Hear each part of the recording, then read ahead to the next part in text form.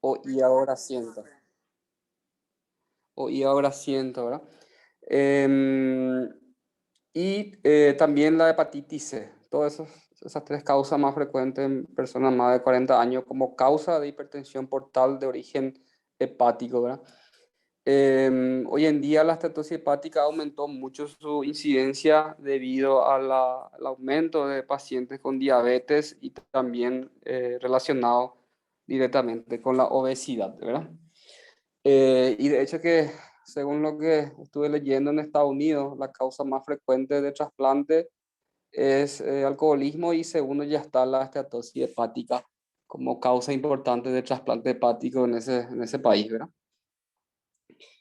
Bueno, tiene su característica también imagenológicas y también a través del ecodoppler algunos valores para considerar hipertensión portal, ¿verdad?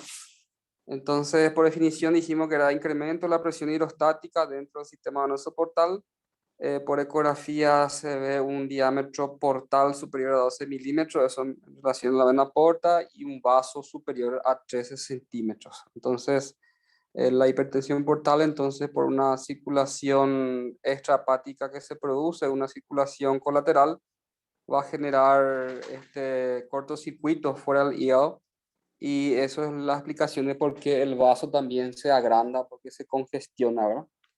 Entonces, ese vaso agrandado va a producir un estado de hiperesplenismo que a su vez hace que el paciente tenga una tendencia a leucopenia y leve plaquetopenia por destrucción aumentada en el vaso, ¿verdad? Bueno, todo paciente que sospechamos de hipertensión portal, eh, confirmado obviamente por ecografía, tenemos que hacer una endoscopía digestiva alta para ver si hay varices esofágicas y sobre todo buscar varices con signos rojos. ¿Qué quiere decir signos rojos? Que son zonas más delgadas de la pared venosa que está a punto de lesionarse y que pueda producir un sangrado digestivo alto, ¿verdad?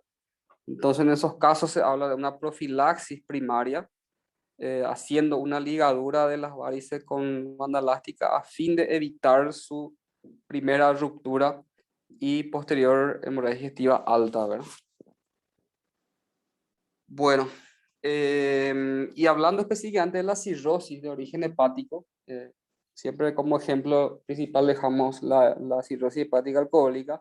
Hay una fase compensada, o sea, un paciente puede tener ya alteraciones coráficas del hígado, sugerente de hepatopatía crónica o cirrosis, y luego de varios años viene la fase descompensada donde aparecen las manifestaciones clínicas que vamos llegando más adelante, ¿verdad? Bueno, y también hay que saber que cirrosis es un término anatomopatológico, ¿verdad? Pero clínicamente el diagnóstico no suele ser tan difícil cuando la causa es por alcoholismo, o esteatosis hepática o hepatitis C, ¿verdad? Más difícil cuando es un paciente joven, ¿verdad? En pacientes jóvenes vamos a pensar en enfermedades más raras, ¿verdad? Como enfermedad de Wilson, hemocromatosis, déficit de alfa-1 antitripsina, etcétera, ¿verdad? Bueno, ¿cuáles son las complicaciones de una hipertensión portal? O sea que la cirrosis descompensada va a generar hipertensión portal y todas sus manifestaciones clínicas, ¿verdad? Una de ellas es la formación de ascitis, ¿verdad? Que es el aumento de la circunferencia abdominal. Entonces esto ya indica que hay una fase, está en una fase de cirrosis descompensada al paciente cuando aparecen estas manifestaciones, ¿verdad? Otra manifestación, ahí como se ve en la imagen, la presencia de circulación colateral, se ve a través de la pared abdominal y obviamente por endoscopía también vamos a ver en el esófago varices, incluso a nivel rectal presencia de hemorroides, ¿verdad? Y bueno, la complicación de las varices, la ruptura que puede generar una hemorragia digestiva alta es otra complicación. Esta ascitis también se puede infectar y generar un cuadro que se llama peritonitis bacteriana espontánea. En la hipertensión portal, el líquido va todo al tercer espacio. eh, Uno por la hipertensión portal en sí, otro porque el hígado produce menos proteína ya por un estado de insuficiencia hepática crónica, ¿verdad? Entonces, ¿qué pasa? El riñón interpreta que hay poco volumen circulante, entonces empieza a activar el sistema renina, angiotensina, aldosterona y es un círculo vicioso. Cada vez se activa más, cada vez se retiene más líquido, cada vez más edema y cada vez el paciente orina menos. Y al orinar menos, llega un momento que empieza a aumentar la urea y la creatinina y eso se llama síndrome hepatorrenal, que está dentro del contexto de un síndrome de hipertensión portal, ¿verdad? También tenemos el síndrome hepatopulmonar, que se manifiesta clínicamente por platimnea ortoexoxia. O sea, es una disnea que aparece al incorporarse, al sentarse y desaparece en decúbito dorsal. Es lo contrario que la ortopnea de la insuficiencia cardíaca. Y la ortoexoxia es cuando colocamos el saturómetro y el paciente desatura al incorporarse, ¿verdad? Al sentarse.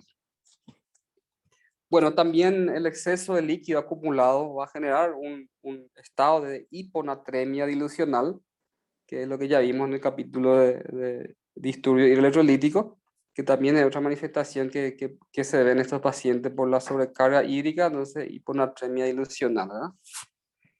Bueno, todas las sustancias que se producen en el intestino, sobre todo por acción de las bacterias, van a ser depuradas por el hígado. Pero como hay un estado de hipertensión portal y insuficiencia hepática, entonces esas sustancias, principalmente el amonio y el manganeso, van a ir por la circulación colateral y llegar hasta el cerebro y generar una complicación que se llama encefalopatía hepática, ¿verdad? Bueno, entonces todo lo que cité ahora son las complicaciones ya, entonces en esa fase se llama cirrosis ya hepática descompensada, ¿verdad? Bueno, entonces, ¿cómo se clasifica la hipertensión portal? Como dijimos, puede ser prehepática, puede ser poshepática y de causa hepática, ¿verdad? Bueno, la causa más frecuente de hipertensión portal prehepática es la trombosis esplenoportal. También se llama eso pilefleditis cuando es infectado, ¿verdad? Eh, ya habrán leído eso como una de las complicaciones más graves de la apendicitis, de la pilefleditis, después de la peritonitis inclusive, que es una tromboflebitis del eje venoso mesentérico portal, ¿verdad? Una causa, ¿verdad? Bueno, entonces la hipertensión portal de origen hepático, la causa más frecuente es cirrosis hepática, dentro de ella otra vez la alcohólica, estatosis hepática, hepatitis C, etcétera, ¿verdad? Y la hipertensión portal poshepática, la causa más frecuente es el síndrome de Buchiari, eh, que es una trombosis de la vena cava superior, entonces ya está después de la circulación del hígado, ya después hepática. Y también causa frecuente la insuficiencia cardíaca, o sea, todo cuadro que produzca una congestión pasiva crónica al hígado va a generar también hipertensión portal. Entonces, insuficiencia cardíaca, pericarditis constrictiva, etcétera. Todo lo que genere entonces insuficiencia cardíaca de cavidad derecha del corazón, ¿verdad? Bueno, en teoría, para que se formen varices esofágicas, el gradiente de presión portal debe elevarse por encima de 10 milímetros de mercurio. Es lo que vemos por ecodoppler, mirando las venas portales como método auxiliar de diagnóstico, ¿verdad?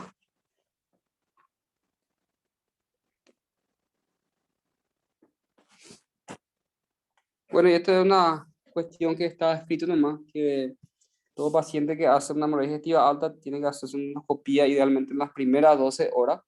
Primero para diagnóstico, obviamente, y segundo también terapéutico si amerita, según lo que se ve en el acto diagnóstico, ¿verdad?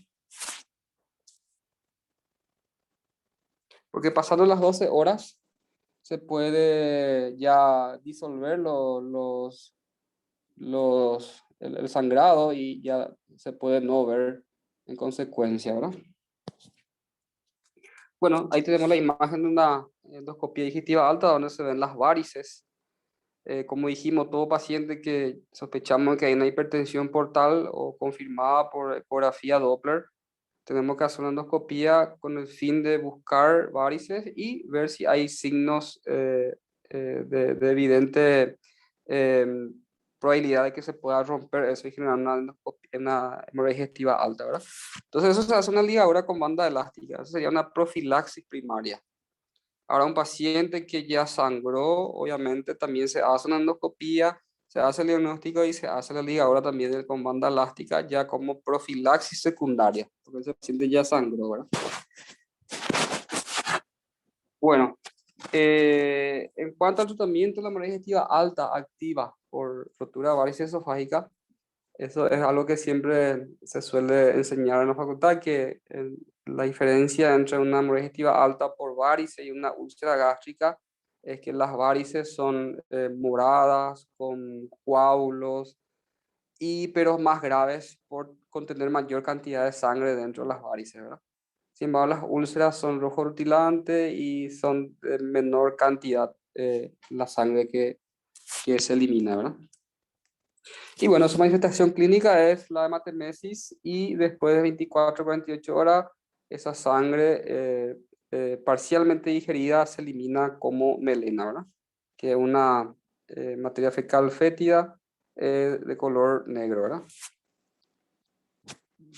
Bueno, en esos pacientes que tienen un sangrado, dice no transfundir si la hemoglobina es más de 7 y hematocrito más de 21, excepto que sea un paciente con antecedente de cardiopatía isquémica, ¿verdad? Donde la anemia puede generar un infarto por hipoxia o isquemia o generar una insuficiencia cardíaca. En esos casos no hay de otra, ¿verdad? Pero transfundir en gran cantidad puede generar nuevamente una nueva ruptura de las varices esofágicas por sobrecarga de volumen, en este caso sangre, ¿verdad? Esto es interesante también. Sabemos que por insuficiencia hepática los factores de coagulación también están alterados, el TP está levemente prolongado, el TTPA está prolongado, hay disminución de producción de fibrinógeno, etcétera. Y por la hipertensión portal, por el hiperesplenismo en sí, hay plaquetopenia porque se destruye en el vaso, pero no suele ser una plaquetopenia importante, ¿verdad? 120, 130.000, 140.000, así mantienen los pacientes. No existe evidencia que transfundir plasma y plaquetas mejore el pronóstico de un paciente con sangrado, ¿verdad? Bueno, esta es una parte ya solamente clínica, ¿verdad? El objetivo es que la presión sistólica esté más de 90 en un paciente que acude por sangrado y que la frecuencia cardíaca esté menor a 100. Entonces eso indica que ya hay un estado de compensación hemodinámica, ¿verdad? Bueno, todo paciente que tiene hemorragia digestiva alta y tiene a la vez ascitis, ¿verdad? Porque puede haber hemorragia digestiva alta sin ascitis, ¿verdad? Entonces, todo paciente que tiene ascitis y hemorragia digestiva alta debe recibir antibiótico profiláctico para evitar la peritonitis bacteriana espontánea. Pues cuando existe hemorragia digestiva alta, entonces eso puede generar una translocación de bacterias y colonizar el líquido peritoneal y generar una peritonitis bacteriana espontánea.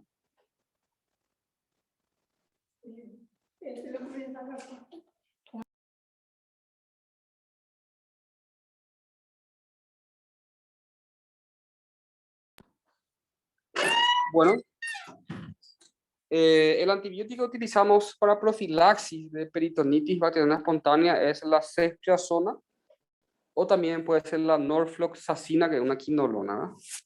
Se usa por 5 días. Y también se usa lactulosa o lactitol por vía oral para prevención también de la encefalopatía hepática.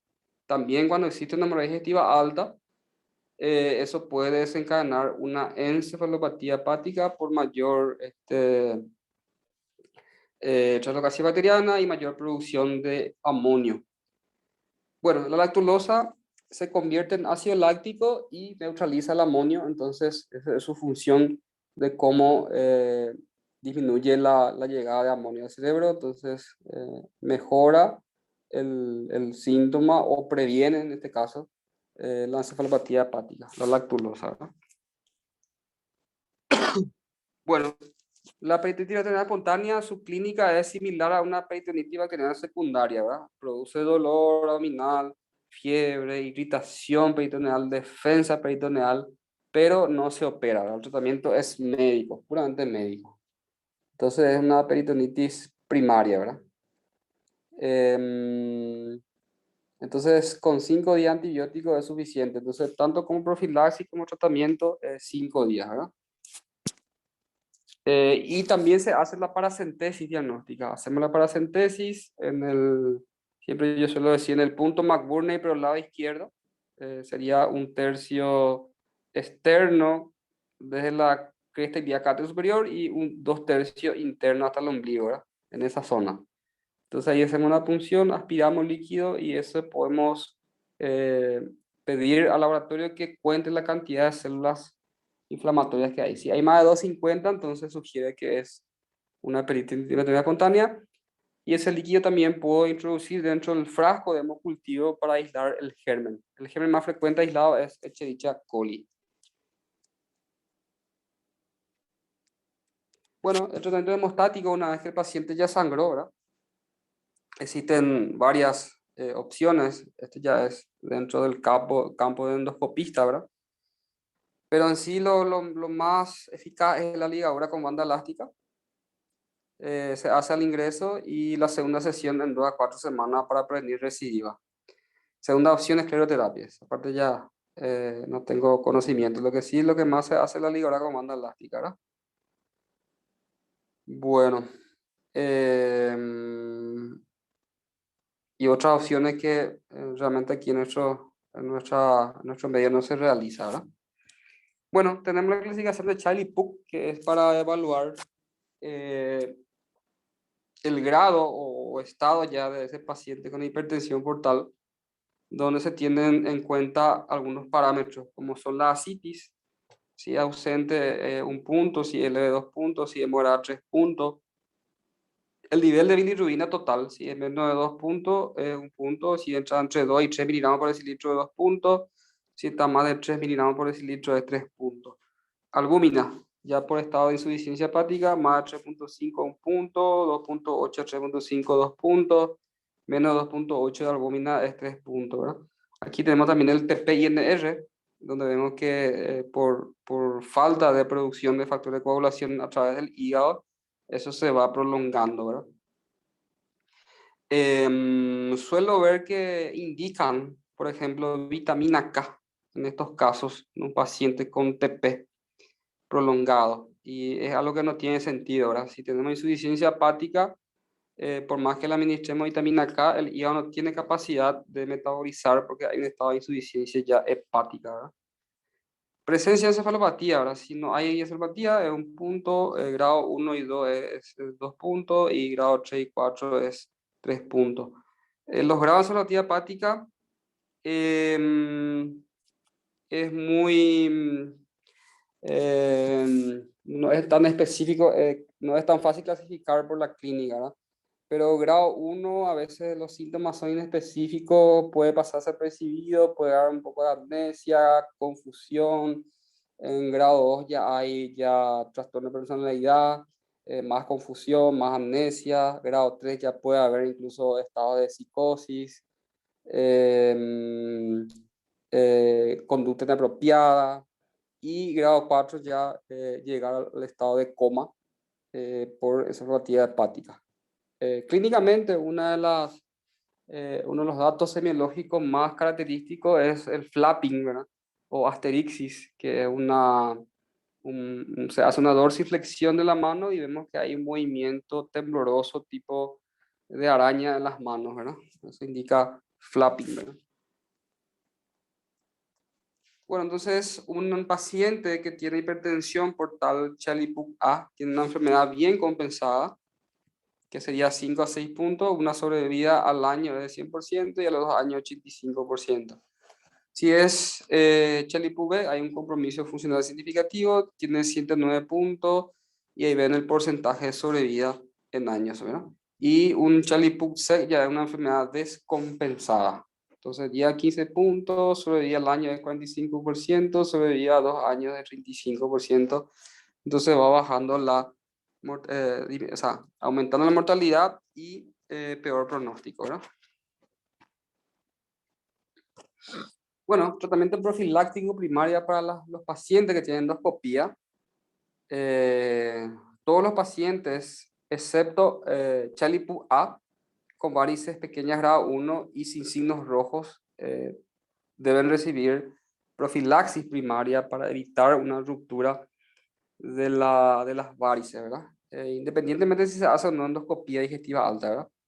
El fármaco de primera elección es hasta hoy en día el propanolol, que se usa una dosis de 20, 40, 80 miligramos cada 12 horas, según la respuesta del paciente, y el objetivo es que la frecuencia cardíaca llegue a 60. Entonces, si la frecuencia cardíaca llega a 60, quiere decir que estamos disminuyendo la hipertensión portal. Ese es un parámetro indirecto, ¿verdad? Entonces, el propanolol es un beta bloqueante no cardioselectivo. También se usa el carvedilol, que de elección en pacientes con diabetes. También el carvedilol sabemos que disminuye la resistencia periférica a la insulina. Entonces, en pacientes diabéticos con hipertensión portal, cirrosis por hígado grasiento, entonces carvedilol es una opción de elección, ¿verdad? El monohidrato de isosorbida que anteriormente se indicaba también, leí que es ineficaz, no tiene ya ningún valor hoy en día. Y las ligaduras, como dijimos, con banda elástica, pacientes que tienen signos rojos, que son lesiones ya a punto de reventarse, ¿verdad? O pacientes que no toleran también fármacos ya de entrada a hacer ligadura con banda elástica, ¿verdad? Bueno, en pacientes sin varices o con varices sin signos rojos, de riesgo de hemorragia de compresión portal inferior a 10 por ecodoppler, solo realizar controles periódicos cada 6 meses, cada año, ¿verdad? Pero ya son indicaciones muy específicas. En nuestro medio es un poco difícil hacer seguimiento en forma de estos pacientes. De hecho, que la mayoría ya cuando vienen a urgencia ya están descompensados, ¿verdad? Raras veces diagnosticamos de forma ocasional, de forma incidental, por algún chequeo clínico, ¿verdad? La mayoría de las veces ya viene con una complicación ya en fase descompensada, ¿verdad?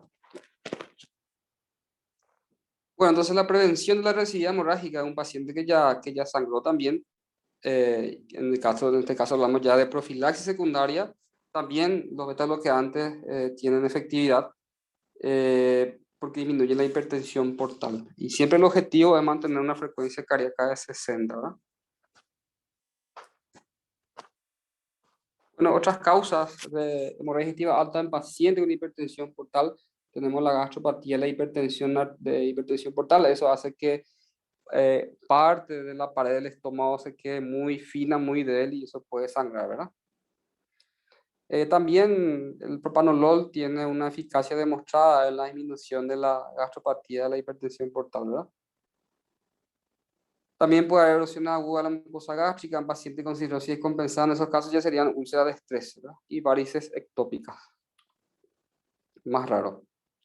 Bueno, la siguiente complicación que vemos es la citis, que es la acumulación de líquido en la cavidad peritoneal. Eh,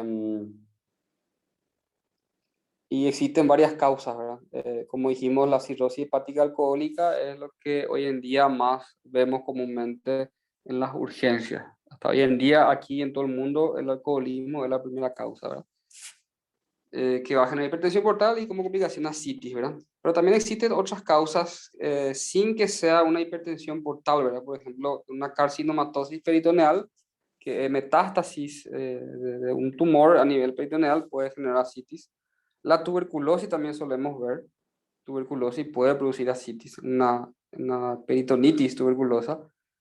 La insuficiencia cardíaca congestiva también solemos ver que produce ascitis, en este caso ya es por hipertensión portal. También la pericarditis constrictiva por hipertensión portal. La pancreatitis también puede generar una ascitis. El síndrome nefrótico también puede generar ascitis por hipominemia. El síndrome de May, que es un tumor ovárico también que puede generar ascitis. También tenemos que citar el hipotiroidismo. También el quiloascitis, ¿verdad? Que es presencia de quilo en el líquido peritoneal en pacientes con linfoma, sobre todo se ve eso. Presencia de líquido lechoso, parece leche realmente, en abdomen, ¿verdad? Entonces eso se llama kiloascitis. Bueno, y este es un estudio interesante que solemos hacer en la práctica médica diaria, que es el GASLA. Entonces con el GASLA nosotros podemos hacer algunos estudios y ver la causa de la ascitis de ese paciente, ¿verdad? Obviamente, en primer lugar, siempre la historia clínica y después, en caso de duda o para confirmar un diagnóstico, hacemos el GASLA. ¿Qué es GASLA? GASLA es gradiente albúmina entre el suero de la sangre y el líquido ascitis, el líquido acítico. Entonces hacemos una resta. Supongamos que tengo yo, por ejemplo, 5 de albúmina en mi sangre y tengo 3 en líquido acítico, ¿verdad? Que saco de muestra a través de una paracentesis diagnóstica. Entonces, esa diferencia, si es más de 1.1, indica hipertensión portal. Y si es menos de 1.1, no es hipertensión portal como causa de la ascitis. Entonces ahí vemos, vamos a restar la albúmina de sangre menos la albúmina líquido acítico. Si es más de 1.1, aquí vemos hipertensión portal. Y si es menos de 1.1, esa resta no es hipertensión portal.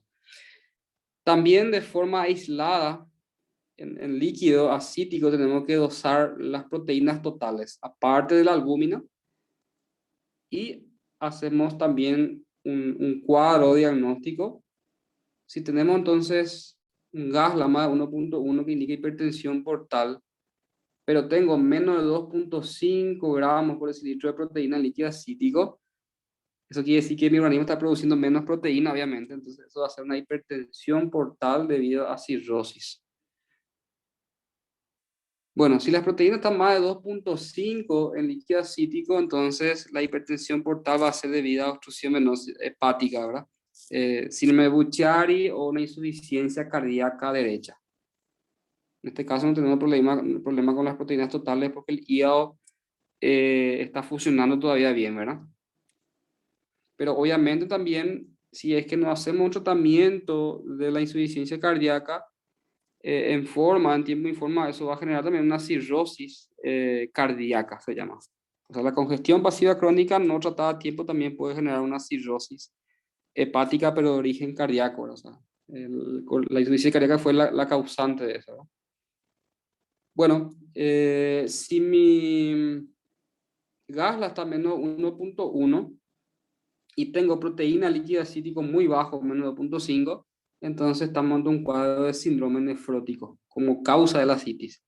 Está bajo las proteínas justamente porque se pierde por la proteinuria, ¿verdad? Y en el último cuadro, si tenemos un gas, la menos 1.1 y proteína en el líquido más de 2.5 en líquido acítico, indica presencia de tumores o tuberculosis peritoneal.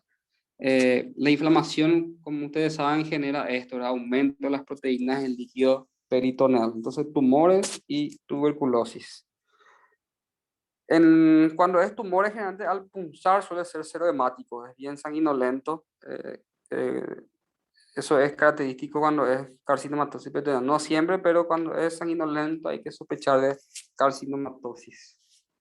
Entonces se puede solicitar también el líquido peritoneal, la citología foliativa para buscar células con displasia que están en el líquido peritoneal, ¿verdad? En el caso de tuberculosis se puede pedir adenosín desaminasa en líquido peritoneal, se puede pedir también ginesper en líquido peritoneal y obviamente el cultivo que es más lento, ¿verdad? Que tarda 3 a 4 semanas. También hay un nuevo antígeno que se llama antígeno MPT64. También se puede pedir líquido peritoneal para el diagnóstico de tuberculosis peritoneal, ¿verdad? En estos casos también por la historia clínica, ¿verdad? Un paciente que tiene tos, catarro, y en la radiografía de tórax vemos caverna o patrón miliar y luego desarrolla ascitis, obviamente que es por tuberculosis, ¿no? Eso se llama unidad diagnóstica.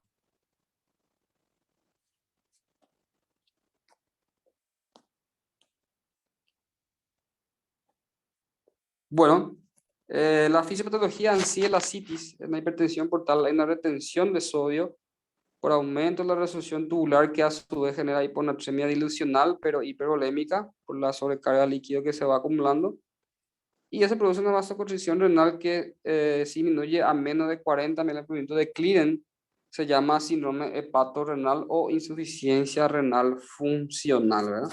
Ese es el síndrome hepatorrenal. Entonces, cuando el clearance de creatinina está menor a 40 ml minuto, y es funcional porque se produce por activación del sistema renina-angiotensina-aldosterona, que hace que el paciente cada vez orine menos y aumente la urea de creatinina, ¿verdad? Bueno, la hipertensión portal también genera una liberación de una sustancia que se llama óxido nítrico, que es un vasodilatador. Entonces van a ver que todos los pacientes con hipertensión portal tienen tendencia a hipotensión, aunque rara vez lleguen a un estado de shock, ¿verdad? Entonces es característico de esos pacientes que tienen hipertensión portal que vienen con tendencia a hipotensión, pero con buena tolerancia. Es por liberación de óxido nítrico, ¿verdad?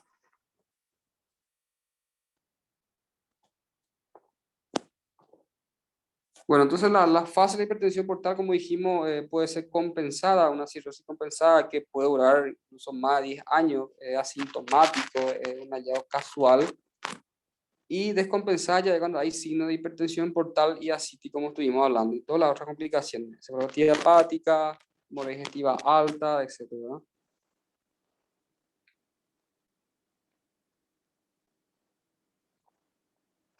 Bueno, como estuve diciendo, para el diagnóstico de peritonitis bacteriana espontánea tiene que haber más de 250 células polimorfonucleares en líquido acítico para el diagnóstico.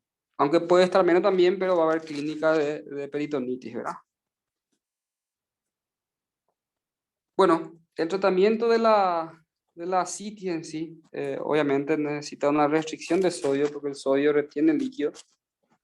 Entonces, también se puede hacer una paracentesis terapéutica para extraer todo el líquido acumulado como ascitis. Y según lo ideal es tratar de sacar todo el líquido de una sola vez, ¿verdad? Eh, Hay que hacer máximo 1 o 2 paracentesis en la evolución de ese paciente, ¿verdad? Luego tratar de compensar ya con medicamento o sostener ese tratamiento evacuador con medicamentos a la larga, ¿verdad? Hasta 5 litros se puede sacar sin ningún problema. Si es más de 5 litros, hay que reponer albúmina para evitar que todo el líquido intravascular vaya a través de ese espacio y eso genere hipotensión, ¿verdad? Entonces, lo que hace la albúmina con su efecto osmótico es evitar que el líquido intravascular vaya a través de ese espacio, ¿verdad?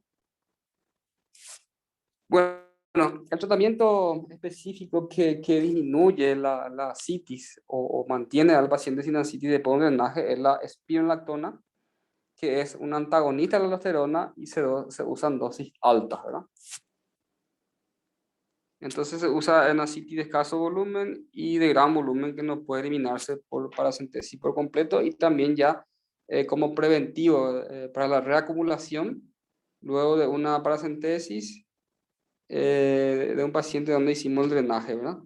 Entonces, la pregunta en sí es, ¿el tratamiento para la ascitis de un paciente de hipertensión portal es la espironolactona, el tratamiento específico? Bueno, y existe una guía de tratamiento también para la ascitis, si es un patrón A, quiere decir una ascitis ligera o moderada, en ese caso el sodio y la creatinina son normales, el perfil renal normal, quiere decir que no hay una activación muy importante del sistema renina-angiotensina-aldosterona, entonces en esos casos hay que hacer restricción de sodio, se usa espironolactona una dosis media-baja, ¿verdad? De 25 a 200 miligramos, y podemos agregarle furosemida si el paciente tiene edema. Puede haber edema de miembros, en ese caso furosemida, pero si hay solamente ascitis, el tratamiento es la espironolactona. Y ajustar según respuesta. El patrón B es una ascitis de gran volumen. En ese caso ya hay una hiponatremia ilusional menor a 130. En ese caso el tratamiento debe ser paracentesis total más albúmina para evitar la hipotensión y una espironolactona ya de dosis más alta, de 100 a 200, y furosemida en caso de edema, ¿no? Y el patrón C ya es una ascitis refractaria. Existe una hiponatremia ilusional en muchos casos y aumento de creatinina, ¿no? En esos casos ya generalmente se asocia a síndrome hepatorrenal cuando es ascitis refractaria. y el pronóstico es malo y la mortalidad es altísima, ¿verdad? Bueno, la hiponatremia nutricional, que era otra complicación también es la hipertensión portal, cuando el sodio es menor a 130, con presencia de ascitis o edema por aumento de hormona antidiurética, rara vez es sintomático, ¿verdad? Tiene que estar menos de 120 en general para que dé síntomas neurológicos, ¿verdad? Bueno, el tratamiento, no hay un tratamiento eficaz, hay que hacer restricción hídrica y también se usan los baptanos, ¿verdad? Que son em, drogas que hace que el paciente aumente su diuresis, ¿verdad? Bueno, y por último el síndrome renal que se produce por vasoconstricción renal y activación del sistema adrenérgico-angiotensina, mayor retención del líquido por activación de la bomba de sodio y potasio. Existen dos tipos, el tipo 1 y tipo 2. El tipo 1 es aumento igual o superior a 100% de la creatinina hasta un valor superior a 2.5 miligramos por decilitro en un periodo inferior a 2 semanas. Se caracteriza por oligoanuria, hiponatremia ilusional y la supervivencia inferior a 2 semanas, a mal pronóstico, ¿verdad? El tipo 2, la creatinina se mantiene entre 1.5 y 2.5 y la consecuencia más importante es la ascitis refractaria. El tipo 2 es más crónico, los pacientes queda mucho tiempo con ese valor de creatinina, ¿no? Pero una vez que hacemos el tratamiento con espinolactona, beta bloqueante, disminuyendo la hipertensión portal, haciendo el drenaje asciti, eso puede recuperarse el tipo 2, ¿verdad? Y bueno, la respuesta simple para el tratamiento definitivo para todo paciente en fase de cirrosis descompensada, obviamente, es el trasplante hepático, aunque en nuestro medio es un poco difícil eso, ¿verdad? Bueno, la peritonitis bacteriana espontánea es una infección, una peritonitis primaria, que es por translocación bacteriana, que puede ser E. coli o Klebsiella pneumoniae. El tratamiento es la cefalosporina de tercera generación, puede ser ceftriaxona o cefotaxima por 5 días. Y también en un paciente que ya tuvo un primer episodio de peritonitis bacteriana espontánea, tiene que irse ya a la casa con profilaxis secundaria con norfloxacina, que es 400 miligramos día ya por tiempo indefinido. Bueno, también un paciente donde le hacemos la paracentesis diagnóstica y las proteínas totales están muy bajas, 1.5, también se hace ya profilaxis primaria para peritonitis bacteriana espontánea con norfloxacina. Bueno, entonces todo paciente también que tiene cirrosis hepática y hemorragia digestiva con ascitis tiene que recibir profilaxis para PBE con norfloxacina o cefalosporina tercera por 5 a 7 días. Bueno, después la encefalopatía hepática puede aparecer en cirrosis compensada ya y es indicación de trasplante también porque ya indica que hay una importante hipertensión portal, ¿verdad? Factores predisponentes, una insuficiencia hepática aguda eh, va a generar una edema cerebral y eso va a desencadenar una sobrevía hepática. La insuficiencia hepática aguda es muy raro de ver hoy en día, ¿verdad? Pero se puede producir por infecciones virales, ¿verdad? Una falla hepática aguda, ¿verdad? Por virus. Es raro, pero puede existir, ¿verdad? Y también en pacientes con patologías crónicas, ¿verdad? Cirrosis hepática alcohólica,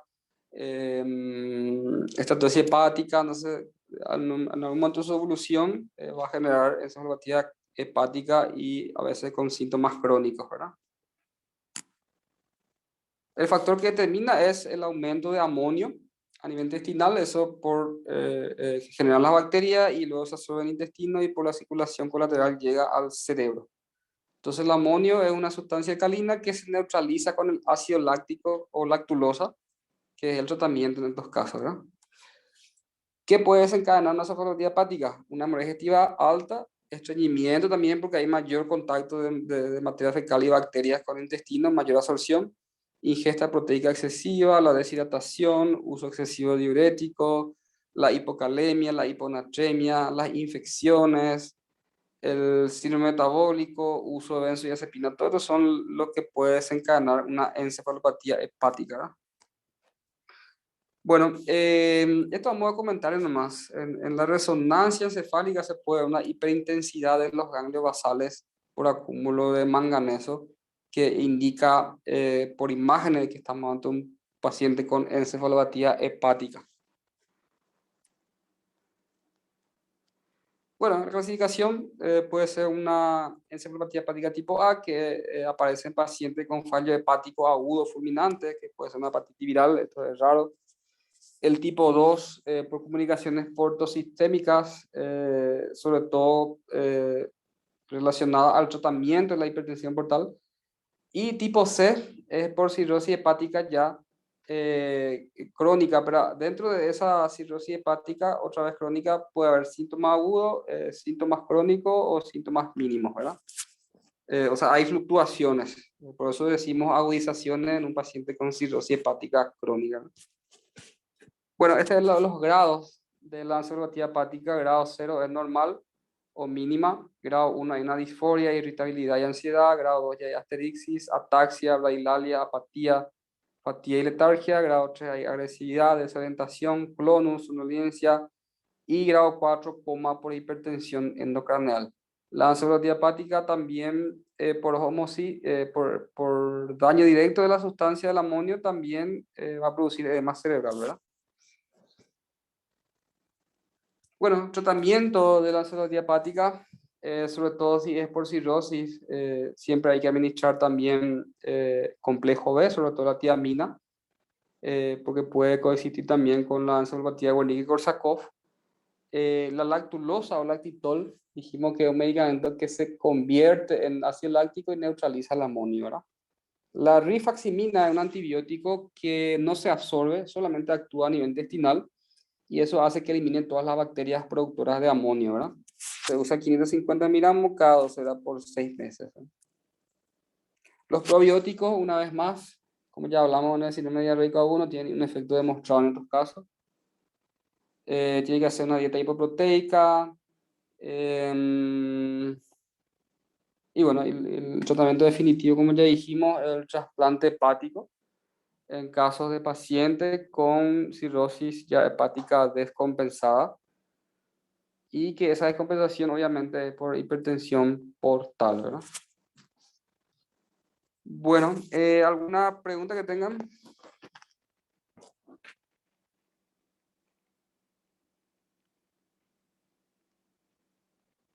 Doctor, en Childbook A es que se da propanolol, ¿verdad? No, eso es solamente una clasificación para ver si el paciente está compensado o descompensado. Obviamente, si está descompensado, quiere decir que hay una hipertensión portal importante y ya vamos a iniciar tratamiento con beta bloqueante, ¿verdad?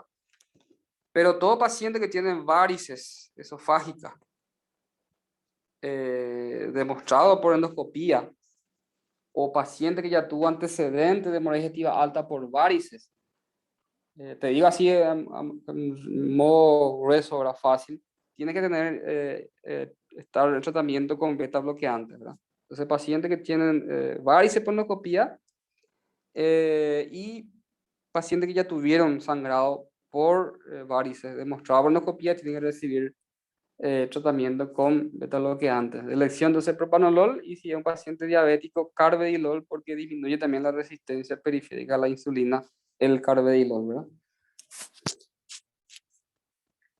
Entiendo, entonces, si es ascitis, es espironolactona, no, entonces. Sí, el tratamiento específico para disminuir la ascitis es la espironolactona. Repito porque veo mucho mal manejo en estos casos, ¿verdad? Veo que vienen pacientes y le drenan 2, 3 litros, le dice que vengan 7 días, le vuelven a drenar 2, 3 litros, viene después de 10 días, están así, ¿verdad? Todo el año vino y se drenó más de 20 veces y eso está mal, ¿verdad? Hay que tratar de drenar máximo 1 o 2 veces y después ya tratar y mantener esa domesina city con espironolactona, ¿verdad?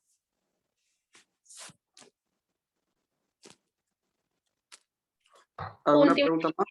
Sí. sí, no, no, último. Doctor, dijiste que los que producían la peritonitis espontánea eran por translocación, ¿verdad? Y ahí estaba en Klebsiella. O sea, puede darse el caso de que sea cepas BLE, por ejemplo. Ahí. Sí, y justamente, ¿verdad? Pacientes que estuvieron hospitalizados mucho tiempo, ya se internaron varias veces por hemorragia digestiva alta, ya recibieron antibióticos muchas veces por una peritonitis bacteriana a repetición, va a generar resistencia, obviamente, ¿verdad?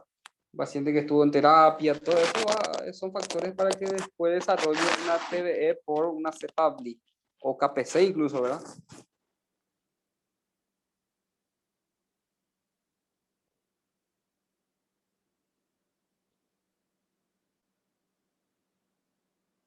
¿Otra pregunta más?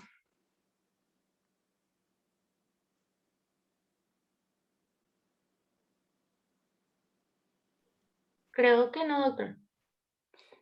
Bueno, continuamos entonces el jueves, a esta misma hora. Está bien, gracias, doctor. Dale, hasta luego. Gracias, doctor. Gracias, Chao, chao. doctor. Hasta luego, doctor. Luego.